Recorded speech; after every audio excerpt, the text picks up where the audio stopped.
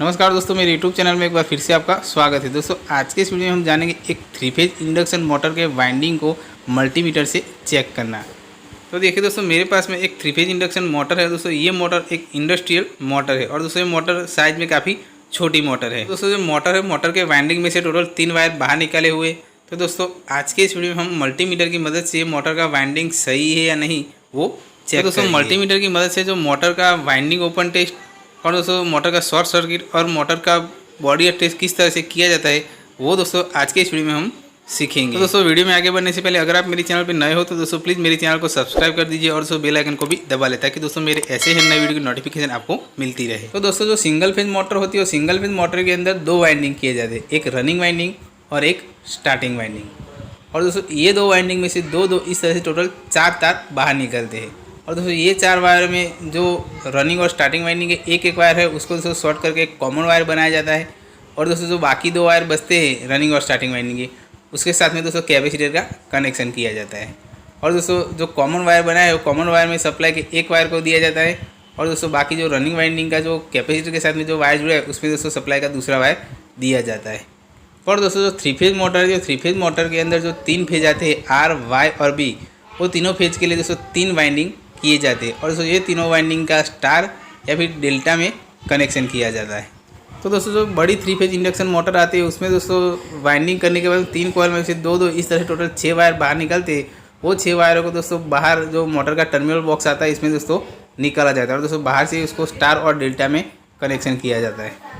और दोस्तों जो 5 HP से कम कैपेसिटी वाली 3 फेज इंडक्शन मोटरें आती है उसमें दोस्तों मोटर के वाइंडिंग में से ही स्टार कनेक्शन करके सप्लाई के लिए 3 वायर को बाहर निकाला जाता है।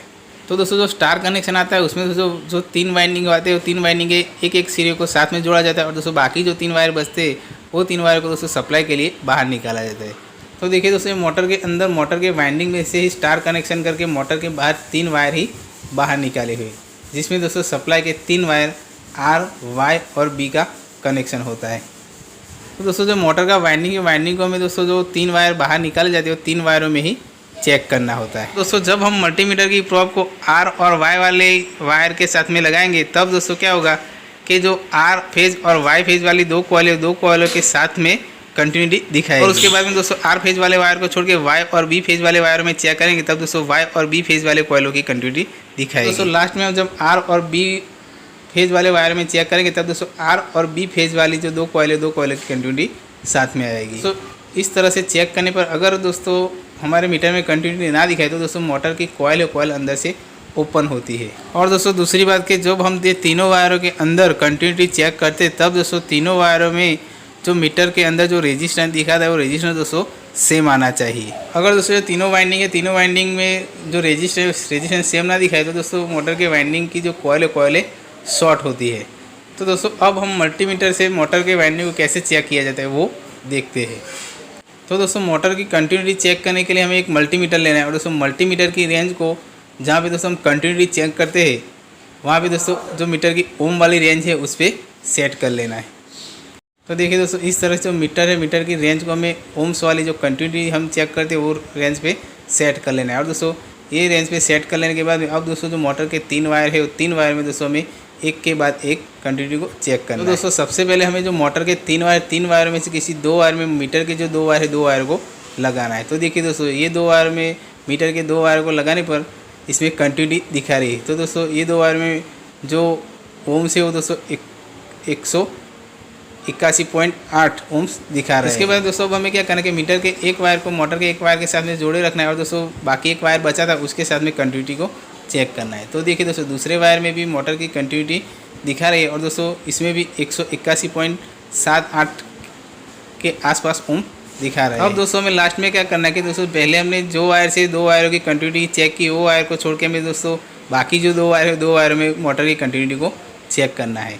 तो देखिए दोस्तों ये 2 वायरों के अंदर भी मोटर की कंटिन्यूटी दिखा रही है और दोस्तों मीटर के अंदर 181.9 ओम्स के आसपास। तो दोस्तों मल्टीमीटर से तीनों वायरों के अंदर चेक करने पर दोस्तों जो तीनों वायर है तीनों वायरों के अंदर दोस्तों रेजिस्टेंस सेम दिखा रहा है। तो दोस्तों इसका मतलब कि मोटर का वाइंडिंग सही है। और दोस्तों मल्टीमीटर से चेक करने पर ये तीनों वायर के अंदर में से किसी एक वायर के अंदर अगर कंटिन्यूटी ना आए तो दोस्तों इसका मतलब कि मोटर का वाइंडिंग कहीं अंदर से ओपन होता है। और अगर दोस्तों जो ये तीनों वायर में का रेजिस्टेंस है दोस्तों अनबैलेंस आए तो दोस्तों इसका मतलब कि जो अंदर का वाइंडिंग है वाइंडिंग कहीं से शॉर्ट होता है। तो दोस्तों मोटर का जो वाइंडिंग ओपन टेस्ट और जो रेजिस्टेंस टेस्ट है वो टेस्ट कर लेने के बाद में दोस्तों लास्ट में मोटर का जो बॉडी अर्थ टेस्ट है वो चेक करना है।